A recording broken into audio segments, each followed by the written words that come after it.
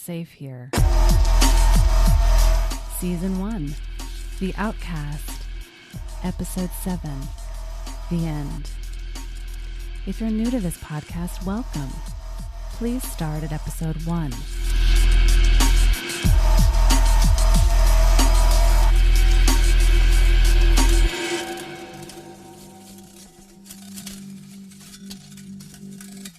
After the bone-shattering screech, the screech that sounded more like an animal than a human, came the chaos. Betty felt Mr. J loosen his grip. She wriggled from underneath him and scrambled to the doorway. He was staring out the window like a deer in headlights and barely noticed. Her cheek was bleeding from being pressed into the floor. The girls were screaming. Some started running down the stairs. Another sky-piercing screech, followed by a deep boom, shook the cabin. Betty searched the room for Katrina and found her immediately. She stood still among the commotion, staring at the pictures on the wall. She had stopped in front of Zelda's, who smiled back at her, with her black hair and the clotted blue background of a school photo. Katrina was right. Betty did look like her. Betty watched Katrina scan the row of all the other missing girls, ending on Betty, the bullseye inside the red circle. Katrina, panicked, scanned the room for the real Betty, and found her in the doorway, moonlight streaming in from the window around her. Just like the last dream, the sky darkened for only a moment, too sudden to be a cloud or a tree moving in the wind. Someone or something had obscured the moon. Betty's back to the window. She watched Katrina's eyes widen in horror. She grabbed Betty's hand and pulled her out of the room. "What is it?" Betty yelled over the sounds of screams as they practically tumbled down the stairs. "We have to get out of here," was Katrina's answer. They got to the living room and ran the short distance to the front door when the cabin shook as if the earth was ripping apart below it. The wood moaned so loudly, Betty covered her ears. The moaning gave way to popping as long cracks slithered up the back wall of the cabin like a snake. Then it exploded open. In the space left behind, Betty saw a giant leg, from the ankle to the thigh. It bulged, muscular and lumbering. It seemed covered in furled fern fronds. She strained to look up through the crack towards the ceiling, but she felt herself pulled through the doorway into the night. "Run!" Katrina screamed, still holding tight to her hand. They took off into the woods, directionless. Leaves flew past so fast they blurred into green. The smaller branches stung their faces. A boom reverberated behind them. "We have to find cover," Betty yelled, or whispered. She couldn't tell. They saw it at the same time. A large boulder, covered in green moss, nestled in between two trees. It was like a mountain emerged from the ground and then gave up. "We can hide behind it," Betty screamed. They veered towards the rock and ran even faster. The boom sounded again. Betty couldn't tell where it was coming from or if it was getting closer. They flung themselves behind the rock, pressing their backs into it as they panted. Betty's chest felt like it would explode. "Did you see that?" she said to Katrina.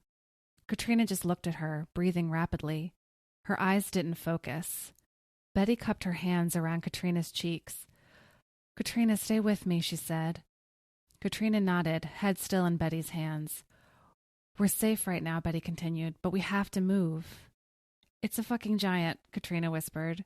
She sounded like she was hyperventilating, her eyes still unfocused. Betty looked to the sky, the black eroded by the light of the moon.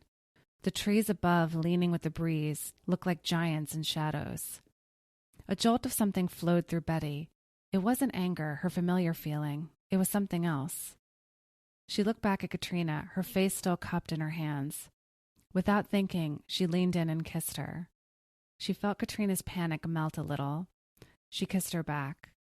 Betty sat back, her entire head and torso blushing. Katrina's eyes were focused on her now. She smiled. They sat in silence for a moment. "You slut," she said. They laughed only for a moment, then remembered where they were. "Who's over there?" Katrina asked, pointing behind them. Betty turned and saw a group of girls behind a tree. She could only make out Kat and Kim. It was too dark to see the rest. They were clustered together, shivering in between two giant tree roots. "Kat!" Betty stage whispered. They couldn't hear. They all peered between the trunk of the tree where it split in two and curved away from the other into the sky. They peered towards the cabin and whatever was stalking it. Betty picked up a small rock and threw it in their direction. Kim heard it and turned her head. Betty waved her hands frantically. Katrina motioned for them to come. "No," Kim mouthed. Katrina waved her arms angrily. Kat, Delia, Tracy, and 3 other girls ran, crouching, towards them. They collapsed into Betty and Katrina's arms. They all shivered. "Kim, come on," Katrina whispered angrily. Kim hesitated, then jolted the short distance to the rest of them. The sound of their whimpers pattered like rain. "What is happening?" Kim said. A screech ripped through the air as though answering her. They covered their ears. "We can't stay here," Betty said. "Where do we go?" Tracy asked. "We can't outrun it." Delia covered her mouth after she said it. Katrina interlaced her fingers with Betty's. They all peered around the sides of the boulder. The cabin sat about 100 feet away. They could just see the planks of wood from the back wall laying on the ground behind it. The trees loomed, motionless in a moment of stillness, the shadows between them inscrutable. Suddenly, movement swirled the shadows at the tops of the trees. They couldn't quite make it out. Betty stared hard at the space, wanting to look away.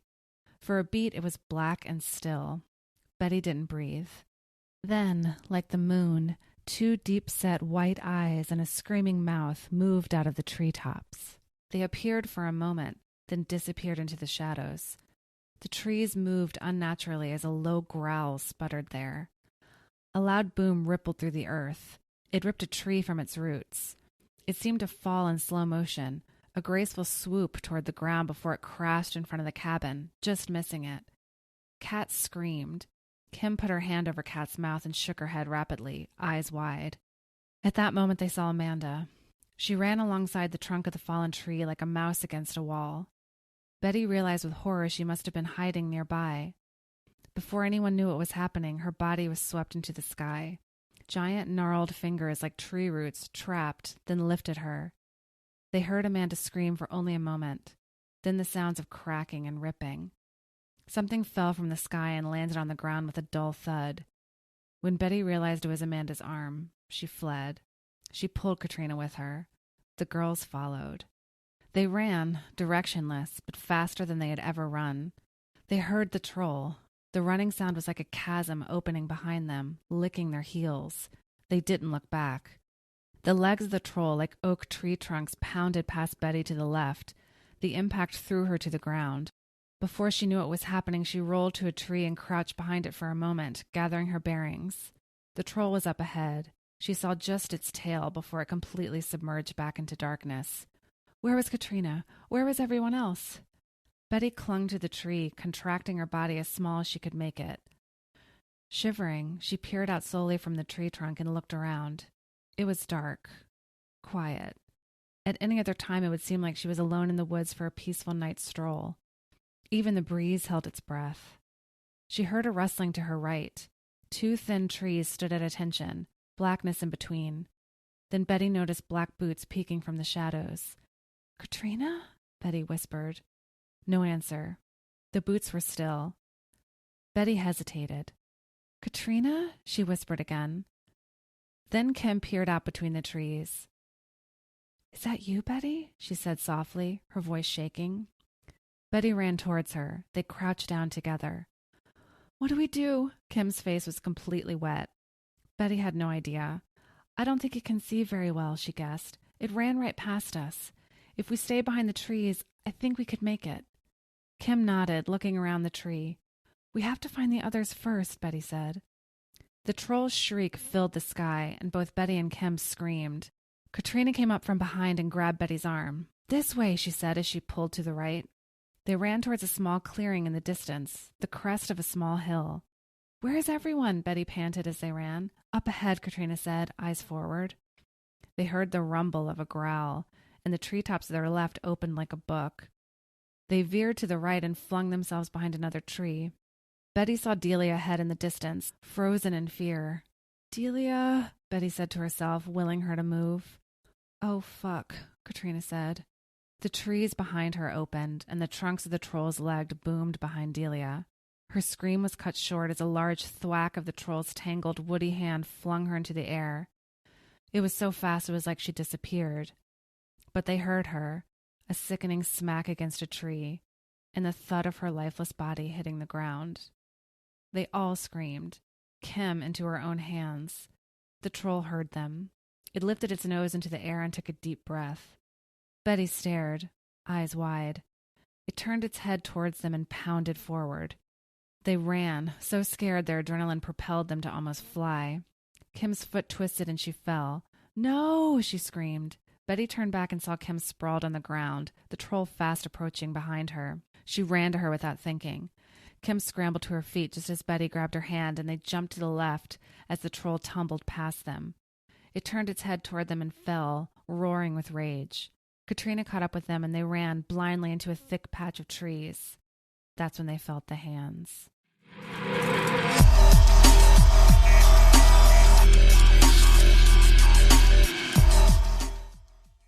Betty was on the ground, her fingers dug into the earth, holding on for dear life.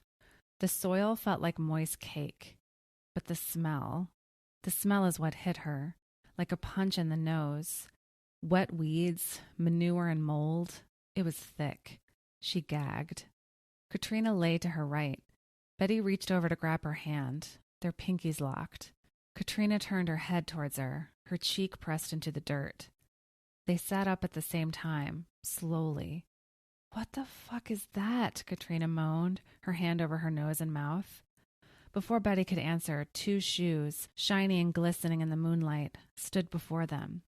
Quiet, Mr. Wilbertson's voice said. Katrina and Betty jumped up. That's when they saw Kat, Kim, and Tracy clutching each other. They stared like deer in headlights. Katrina and Betty ran to them. They stood in a circle of dirt, a clearing completely open to the sky. It was surrounded by a dense circle of trees. They were cut off from the troll who was just outside, stomping and shrieking. Mr. Wilbertson stood by Nurse Francine, Mr. J, and Miss Albert. "Ah, Betty, you're here," Mr. Wilbertson said, as if she had just met him for lunch. "Let's get this over with," Mr. J snarled. Betty coughed, gagging with the smell. "The smell is what's protecting us. Don't you know trolls can smell humans quite well?" Mr. Wilbertson said to Betty. Katrina stepped in front of her. "What the fuck is going on?" she yelled at them. "Betty, please step forward for the assessment," Nurse Francine said. Betty looked around, frantic. She saw Valerie sitting alone, knees to her chest. She saw the others from the cabin, clutching each other, just as she, Katrina, Kim, Kat, and Tracy were. The rest was open space, until the wall of trees. Mr. J lunged forward, pushing Katrina aside. He grabbed Betty's arm and pulled her forward. She screamed. He put his hand over her mouth. "There's no need for hysterics, Betty," Mr. Wilbertson said. "This is simply protocol." He looked disapprovingly at Mr. J, albeit with a lot more fanfare this time around. Mr. J looked down, ashamed. Betty took the moment to bite his finger, hard. He yelped as she broke free from his grasp. "Bitch," he screamed at her. She ran towards the trees at the back of the circle. "There's no way out, Betty," Mr. Wilbertson said calmly. He didn't even chase her. "You have nowhere to go." When she reached the edge of the clearing, she hesitated. He continued, "The troll will get you out there. At least with us, it will be painless." Betty stared at the crisscrossing branches, at the pine needle wall. The stench coated the back of her throat. Suddenly, ice fingers grabbed her upper arm. It was Nurse Francine. "Hey!" she shouted as she tried to shake her off. Nurse Francine was strong. She dragged a helpless Betty back to Mr. Wilbertson. He stood in the center of the clearing next to Mr. J and Miss Albert, while all the girls shivered at the edges, in shock. Except Katrina. She jumped onto Nurse Francine's back, clawing at her face. Almost immediately, Nurse Francine flung Katrina to the ground with the efficiency of a military officer. Mr. J turned to Mr. Wilbertson. "Can I throw Katrina out there, please? Just give me the word." "Quiet," Mr. Wilbertson responded without looking at him. Mr. J glared at Katrina, who gasped for breath at Nurse Francine's feet. Betty and Katrina locked pleading eyes. Betty shook her head at her. A tear rolled down Katrina's cheek into the dirt. "Betty Sumner, black hair, brown eyes, aged 16, Nurse Francine started. Mr. Wilbertson placed his hands on Betty's head. Mr. J and Miss Albert looked down in reverence. 5'5", 130 pounds, You gave me all those sick days, Betty said. Nurse Francine looked up from her note. You made it easy for us. Practically handed us your biometrics. Betty looked at Katrina still on the ground, somewhere between seething and grieving. At Kat, Tracy, and Kim staring at her, still in shock. We thank the Great Lakes Forest, Miss Albert began, eyes closed. Mr. Robertson's hands lay heavy on Betty's head. For the land you have given us, the land that has nourished us and the young women whom we serve. Slowly she lifted her gaze and met Betty's eyes, which were watery and wide. And now it is our turn to nourish you, as we have done since the great Silas Wilbertson came into the great power and responsibility of the Cloisters' headmaster. Utstadt, Mr. J. said. Utstadt, Miss Albert repeated. Utstadt, the final utterance from Mr. Robertson. The troll shrieked from just behind them, on the other side of the trees. Betty retched. Mr. J. pulled her towards the edge of the circle, towards the sound of the troll.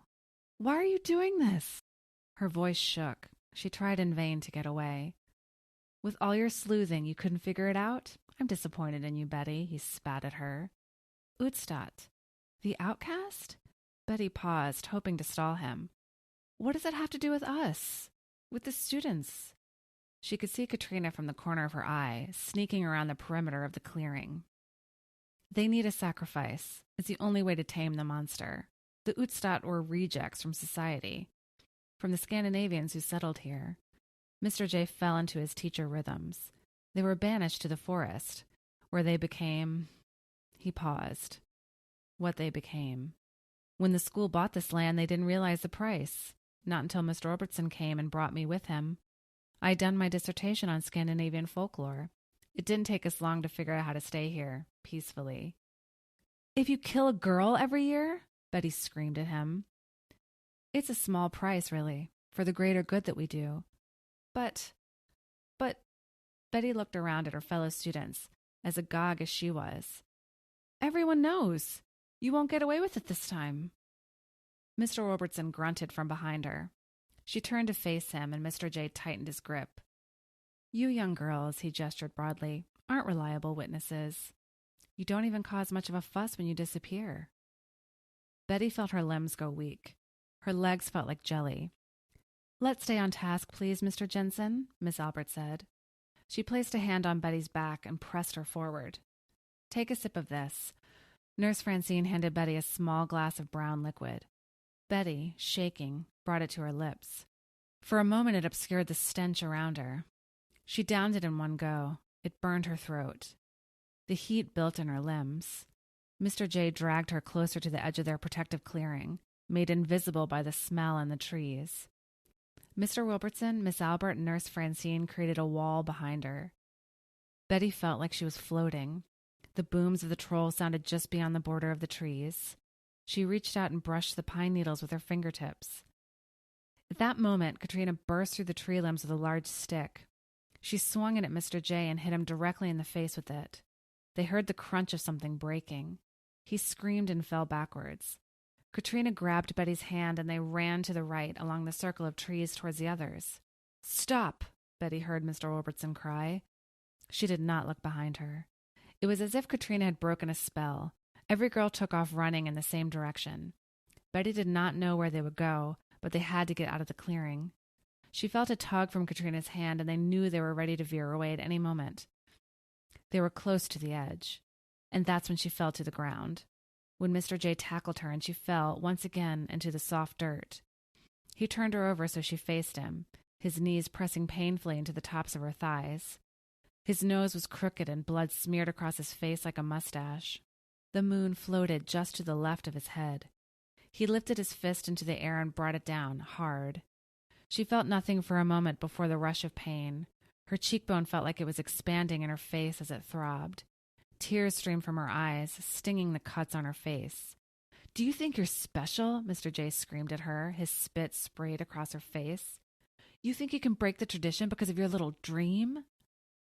Katrina ran into him then, pushing with open hands against his chest. He fell backwards. Betty scrambled up. "Get him," Kim yelled. The girls hesitated, and in that crucial moment, Mr. J. grabbed Katrina's legs and she tumbled to the ground. He pulled her hands behind her back and dragged her up.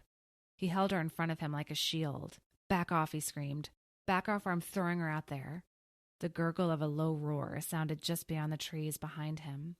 It was like the troll was waiting. Betty saw Mr. Robertson, Miss Albert, and Nurse Francine walk quickly towards the opposite side of the clearing. Miss Albert whispered something in Mr. Robertson's ear and rubbed his back. They looked over their shoulders towards the girls surrounding Mr. J. Then they slipped between the trees and disappeared. Mr. J noticed too. "Coward!" he screamed. He turned to the crowd of girls who snarled at him. "It's not me, it's him you should be after." He took another step backwards. "First things first," Tracy said. She was in the center of the semicircle of girls. They advanced. Mr. J's eyes moved back and forth in panic. He held Katrina tighter, twisted her arms. She groaned in pain, and Betty winced with her. "We only needed one sacrifice. Just one. That very first year. That allowed us to stay." He took another step backwards until the pine needles brushed his ears. Kim cracked her knuckles. "And no one noticed. It was like the girl had never existed. The next year, when a girl rejected his advances. You know Mr. Robertson's lecherous, don't you?" He looked pleadingly at Betty. "You found that much out, didn't you, Betty?" Betty listened, open-mouthed, as what he was saying started to sink in. He fed her to the troll's revenge. And again, nothing. So it became tradition. His tradition. I tried to stop him. He says, the fewer of you, the better. He's the monster. Katrina flung her head back and hit Mr. J's already battered nose. He let go of her and screamed. And it was then that Valerie lunged forward from the crowd as fast as a fox. She pushed him as hard as she could. He fell backwards, flat on his back. Only his feet were visible through the thick border of the trees. They all heard the sound of the troll pounding towards them. They instinctively moved back, deeper into the stench. Mr. J's legs slipped through the branches, and his screams, along with the echoes of crunching and cracking, filled the air. The girls looked at each other, alone in the safety of the clearing, barely breathing.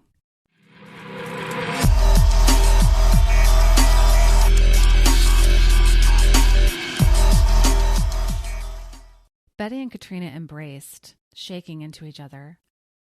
"What the fuck do we do now?" Kim said. The girls stood dumbfounded, listening. It was silent, except for a breeze. "Let's stay here until morning," someone said. "Don't trolls turn into stone in the sun?" "That's vampires," Tracy said. "I can't stay here another minute. The stink is sinking into my skin," Kim said. Betty stepped forward and everyone quieted. "Mr. Robertson got away," she said. "We have to find him." "Me first," Katrina practically growled. "Katrina, Kat, Tracy, Kim, Valerie, and I will chase him down. He can't have gotten far. The rest of you head back to the cabin. Collect all the papers and the pictures. Then burn it down." The girls hesitated. "What about the troll?" Savannah asked. "It can't see very well," Betty said. "Rub this manure mud on yourself to hide your smell. Then run as fast as you can. Hide behind a tree if you see it." The girls looked at each other fearfully. "Go!" Betty shouted, and they jumped as if she had slapped them. Everyone crouched and rubbed the mud all over themselves. Kim gagged. Katrina poured the dirt on top of her curls and cackled. "Savannah, you're in charge. When we see the smoke, we'll come find you," Betty said. Then Betty's group took off in the direction Mr. Robertson had escaped, the rest where Mr. J had fallen. Betty hesitated at the clearing's edge. "Run as fast as you can. Don't stop till you see them, unless you're hiding." As if on cue, they heard a shriek in the distance. "It sounds far enough away," Kat said, "but it travels fast. We should go now." They looked at each other for a beat, then burst through the trees. It was much darker out of the clearing under the cover of full branches. They ran hard, scanning the trees for 3 figures. They ran evenly with each other, except Tracy, who fell slightly behind. Betty looked over her shoulder every couple of breaths. It was cold, but they were sweating. Betty's cheeks were almost numb except for the blossom of her growing bruise. The mud started to fall away. She saw streaks on Kat, but they kept running, especially when they heard the booming of footsteps and the rustling of treetops. "Keep going," Betty hissed. She heard Tracy start to panic behind her. She and Katrina grabbed each hand and pulled her. "Just run," Betty said in her ear. But running was not enough, because at that moment the troll burst through the trees behind them. Betty looked behind her and saw only a moss-covered kneecap, like a mountain, barreling towards her. She dove to her left, pulling Katrina and Tracy with her. They hovered behind a large and gnarled tree. She peeked around the side and saw a shoulder blade covered in a cluster of roots like a cage. The shadows and tree branches swallowed the troll, but the ground reverberated with its angry footsteps. Betty bolted to the tree where Kat, Valerie, and Kim were hiding, crossing the troll's path. "This way," she whispered to them, as she took off in a curve around their original route. And she saw them, Mr. Robertson and Miss Albert. Nurse Francine was not there. They seemed to be waiting for them. They stood in the distance, facing Betty's direction. When she saw them, they turned. "There!" Betty cried, pointing, and the troll exploded through the trees in front of them. They screamed and scattered. Betty fell to the ground and rolled away. She could only see the murk of dust. She felt the breeze of the troll pass her by. Its shriek made her eardrums throb. She saw Katrina's ankle disappear behind a tree. Then she heard Valerie scream. She was right next to her on her back. The troll hovered above them. Time stopped for an excruciating moment. It leaned its face closer. Betty saw the glowing white of its eyes nestled in the knotted green gnarls of its head. "Roll!" Betty screamed. She and Valerie tumbled furiously to the right as its tree root of a hand pummeled the earth right next to them. They made it to a tree and pressed their backs into it, panting. After a couple of seconds, Betty rubbed more mud onto herself. Valerie did the same. A screech filled the air. The troll was angry. "What do we do?" Valerie whispered. Before she could answer, the troll ripped a tree from its roots right next to them, and they screamed. "Run!" Betty cried.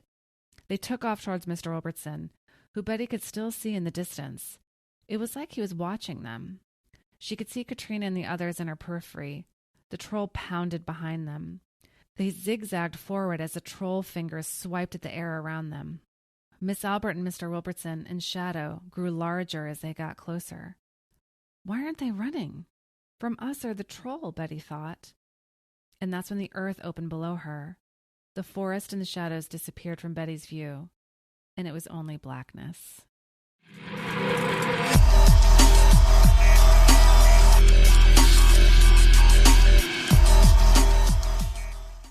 Betty was falling.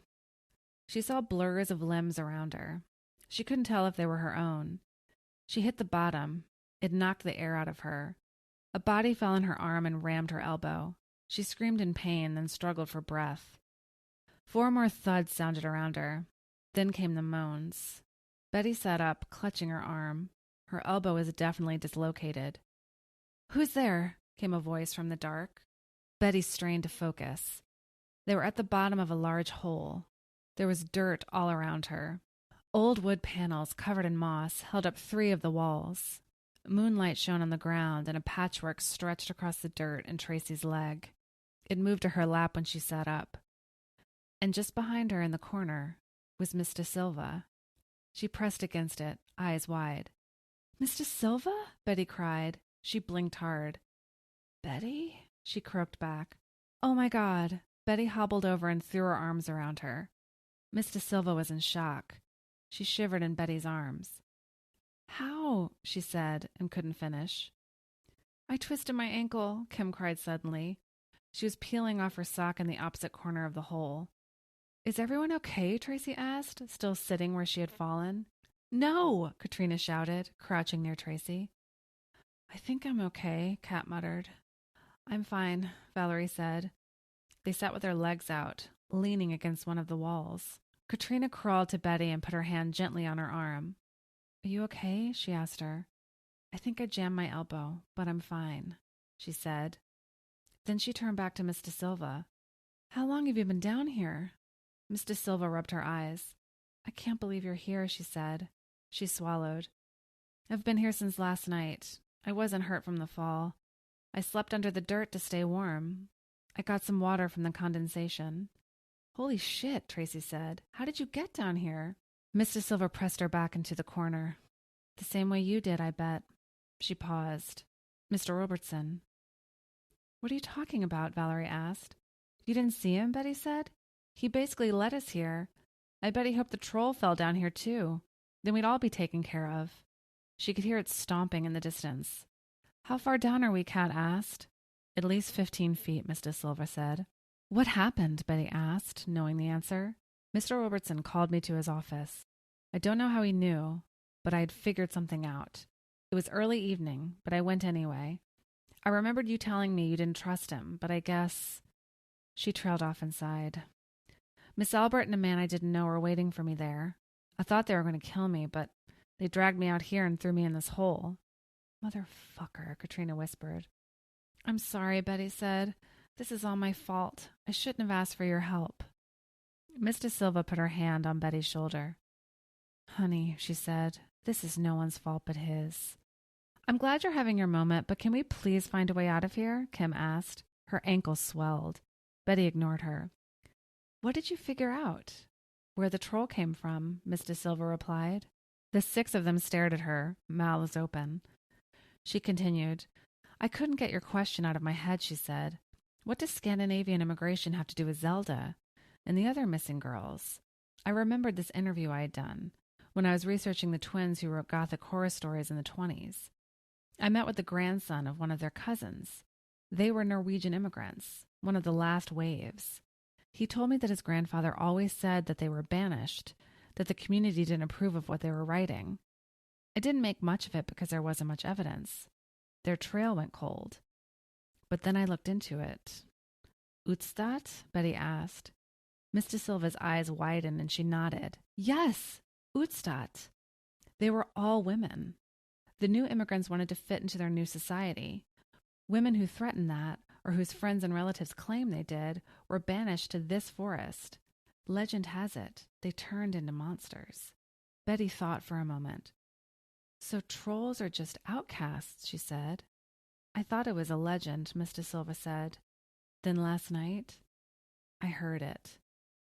It killed Delia, Tracy whispered, a tear rolling down her cheek. It killed Zelda, Kim said, and Amanda.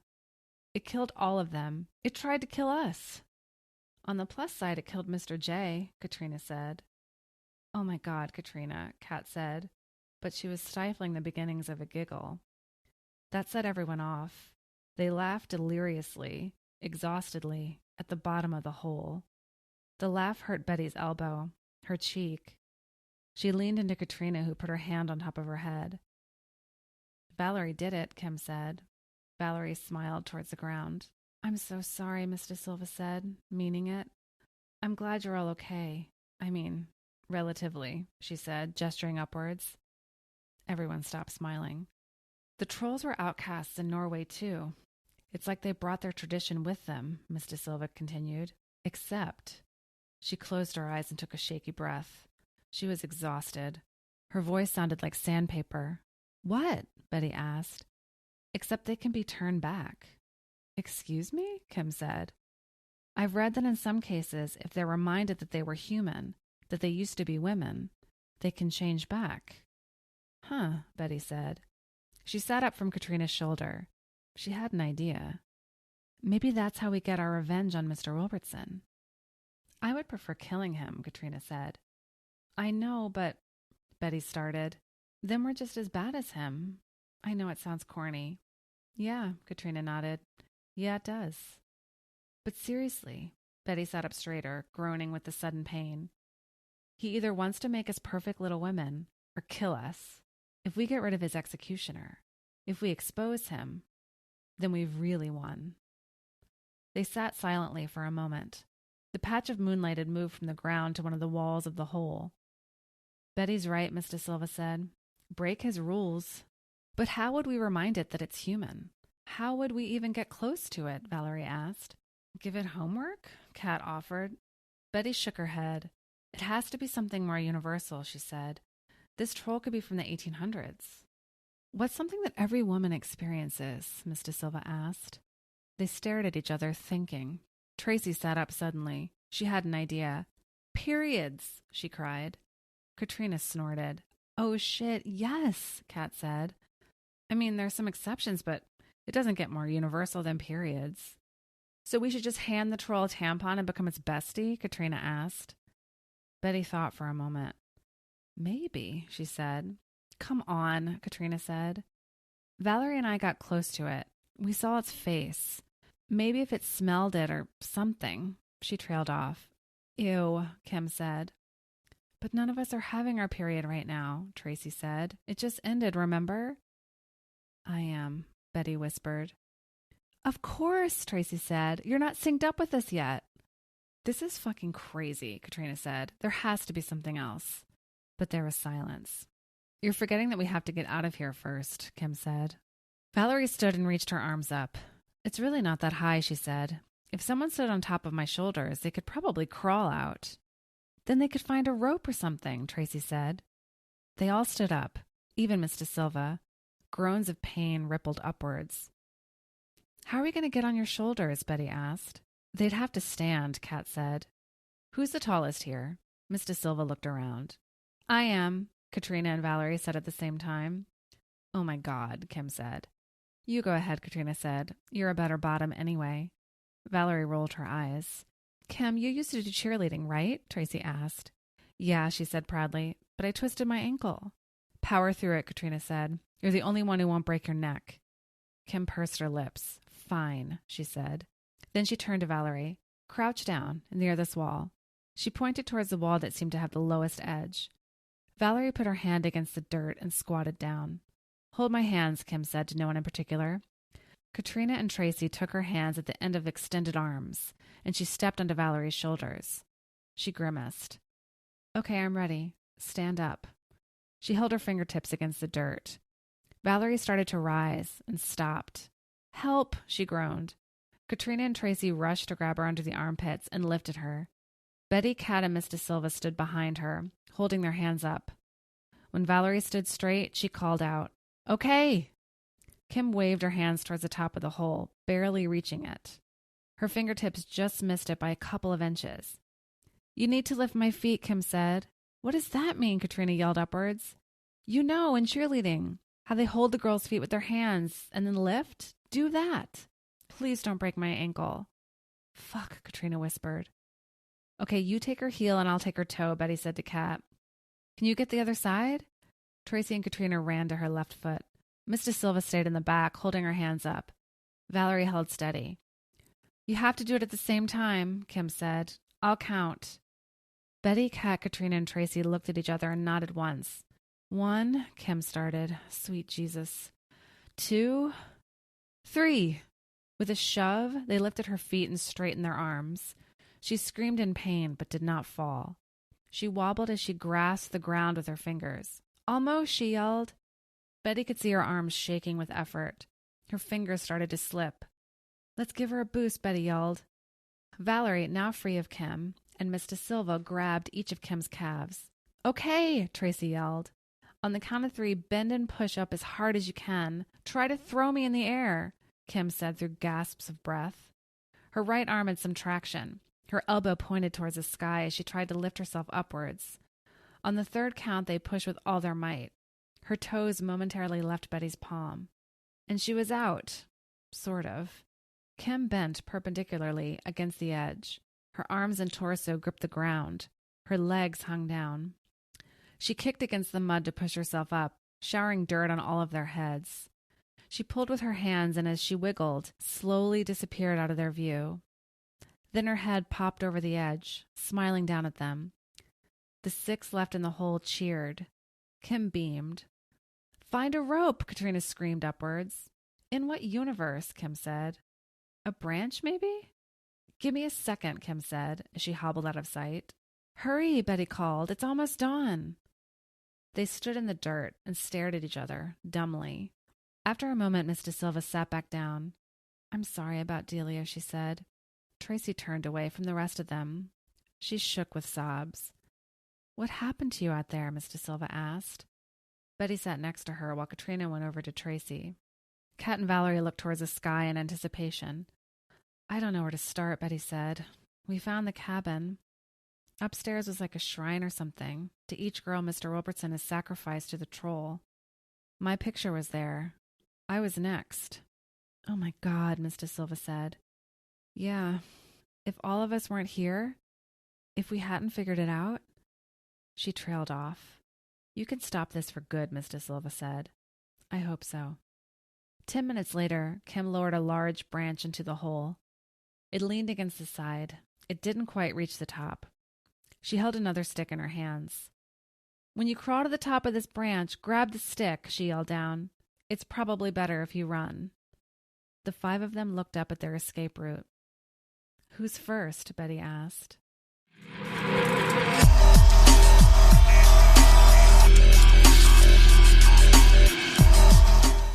Not much later, they were at the top looking down. The inside of Betty's elbow throbbed in pain. "How are we going to find it?" Kat asked. "I can barely walk," Kim said. Betty looked at the group. Miss De Silva was about to collapse. Valerie looked delirious. "We bring it to us," Betty said. "But I don't hear it," Katrina said. "It can't be far." Betty stared at the ground. The promise of dawn illuminated the dirt, ever so slightly. Betty saw the troll's footprints, 5 giant toes, the heel imprint deep. They were a muddled mess around the hole, then led back in the direction of the cabin. "Look," Betty said. "It head back that way." She pointed off in the distance, then turned to the rest of them. "I'll go. I got you into all of this. I'm going to finish it." The 6 of them stared at her. There was dirt smudged around their mouths, at their hairline, across their chests. One by one, they shook their heads. "No fucking way," Katrina said. "We all had that nightmare," Valerie added. "We're all going to finish it." Betty took a deep breath. Tears stung her eyes. "Then let's go," she said. She walked to Kim and placed her arm around her. Katrina took the other side. Kim put her weight against them. Then they took off running. Betty screamed towards the sky. The others joined. They clapped and yelped and howled as they ran. Their last layer of energy peeled away as they ran deeper into the woods. Then they heard it. In the distance to their left, a shriek tore the sky. They felt the booms in their bones. They turned towards the sound, screaming back. The troll traveled fast. In the distance, they saw the tops of trees rustle and bend, funneling towards them. "Hide!" Betty cried. The girls scattered and disappeared behind the trees. Katrina stayed with Betty. They leaned against a thick trunk, its deep hole just above their heads. "Here goes nothing," Betty said. She reached into her pants. "This is insane," Katrina said. The booms came even closer, shaking the ground. The shrieks became low, angry growls. Betty felt inside of her and pulled out her tampon. She squeezed it with her right hand. Blood bubbled between her fingers. She rubbed her hands together, covering both with blood. She tied the tampon string around her left middle finger. "What if this doesn't work?" Katrina said, panic in her voice. Betty smiled at her, then peered around the trunk. The troll burst through 2 trees, ripping them from the ground. It stood still, smelling the air. Betty was about to take off when Katrina grabbed her upper arm. "Don't," she cried. "I'll be right back," she said. "I promise." And she ran. It screamed when it saw her. Betty zipped towards its calf, bulbous with burls. She didn't look up, at its head like the moon, glaring down at her. She swiped its leg with her right hand, leaving a small trace of blood. Its skin felt like grass. She kept running, moving behind it. It swiped down, missing her, but its finger banged against her back, and she went flying. Pain exploded in her hip, and she rolled. She scrambled behind a tree and crouched there, catching her breath. The monster moved its face close to the ground, directly behind her, white eyes either side of the trunk. Betty didn't breathe. "Hey!" she heard Katrina yell behind her. The troll turned away. It shrieked in anger as it pounded towards her. Betty ran towards a pile of logs leaning against a large rock, like a cage. She took cover there, nursing more blood with her hands. She peered over a log and saw the troll crouching down to grab Katrina, who ran. "Hey!" Kat stepped out from behind a tree and waved upwards. "Hey!" Tracy did the same. The troll looked around, momentarily confused. Then the white orbs of its eyes narrowed, and it swiped at the ground. The girls scattered. "Hey!" Valerie stepped out behind it, and it spun, losing its balance and crashing towards the ground. The jolt was an earthquake that threw everyone down. Betty took that moment to run towards its head as the others rolled to new hiding places. She ran with her hands out, caked in dark blood. She swiped its nose, which crinkled like old leaves. In rage, the troll bit at her, and she jumped away from its teeth, brown and thick as tree stumps. It shrieked as it pulled itself up into its hands and knees.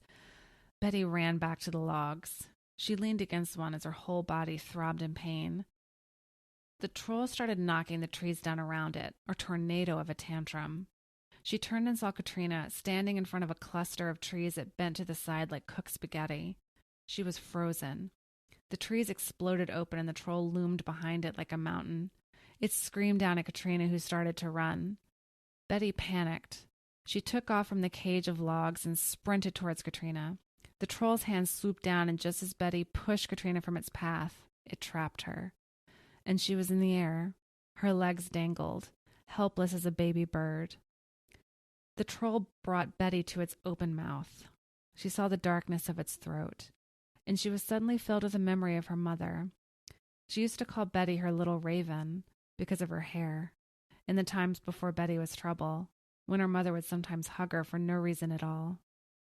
Betty threw the blood-soaked cotton into the widening gaw of the troll's mouth. It slammed closed around it, and its nostrils widened. The white orbs of its eyes flickered then, as Betty stared into them. A black dot swirled into a larger pool. They were pupils. Betty felt its grip loosen around her as the troll fell to its knees. It roared as it retched and twitched. Betty held onto its hand as it swung shakily in each direction. Her fingers sunk into its muck. A violent twitch flung Betty to the ground. Her fingertips left muddy tracks in the troll's skin. She scrambled away towards the others, who stood several feet away, frozen and looking up. Betty felt a sting on her forehead. Blood coagulated with her hair. Katrina held her. The troll was on its hands and knees. It shivered as it shed. Clumps of green, thick with roots, fell around it. Scales of bark and tangles of branches slid off its back, its arms, its face. Betty saw a patch of pink on its shoulder, a whisper of white skin. It clawed at its face with shrinking fingers as it tried to shriek, sounding more like a honk. It retreated into the trees. Leaves parted for it and knitted back together. Miss De Silva took a step forward first. They hesitated, then followed. They heard thrashing, then silence. Betty and Katrina looked at each other. Kat moved closer to the branches that enclosed the troll. Tracy put her arm out to stop her. Then they heard a scream. The scream of a girl. The 7 of them froze. The sky was a deep pink, almost red, when a young girl, not much older than Betty, stepped out between the branches. If she had screamed a moment ago, you wouldn't know it now. She was naked, covered in mud and leaves and scratches. Her hair was long and light brown, tangled with dirt towards the ends. "Hi," Betty said. "Is it you?" Tracy whispered. The girl didn't answer, but she stepped towards them. The 7 of them held hands and spread into a ring. Betty held her hand out at its opening, an invitation.